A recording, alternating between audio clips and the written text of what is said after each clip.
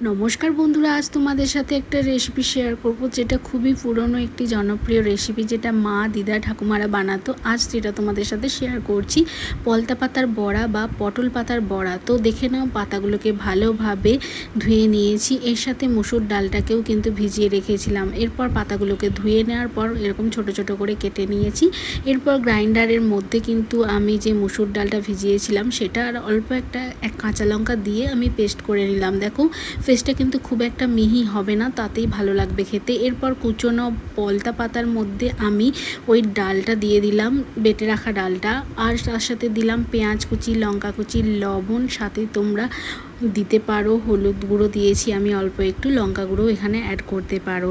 তো এরপর দেখো, ভালোভাবে কিন্তু হাতের সাহায্যে এটা মাখিয়ে নিতে হবে। এরপর চাইলে তোমরা এখানে বেকিং সোডাও দিতে পারো, আমি এখানে খাবার সোডা ইউজ করেছি।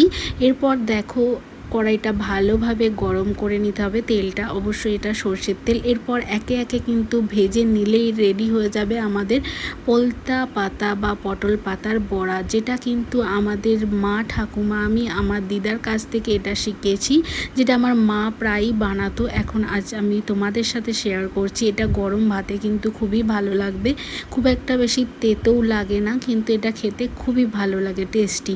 আর তোমরা চাইলে কিন্তু এটা বানাতেই পারো। এখন কিন্তু বাজারে পটল পাতা অ্যাভেলেবেল হয়ে গিয়েছে, তোমরা চাইলে কিন্তু এটা বানাতেই পারো। আর আমি গ্রামের বাড়ি গিয়েছিলাম, অবশ্যই তোমাদের সাথে ভিডিওটা সেটা শেয়ার করেছি।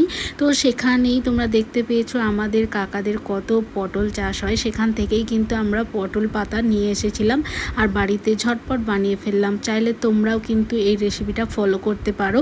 আর আজকের রেসিপি তোমাদের কেমন লাগলো সেটা অবশ্যই জানাবে। আর যদি ভালো লেগে থাকে অবশ্যই আমার চ্যানেলটাকে লাইক আর সাবস্ক্রাইব করে আমার চ্যানেলের পাশে থাকবে। দেখা হবে তোমাদের সাথে নেক্সট কোনো ভিডিওতে, ততক্ষণের জন্য টাটা, বাই বাই।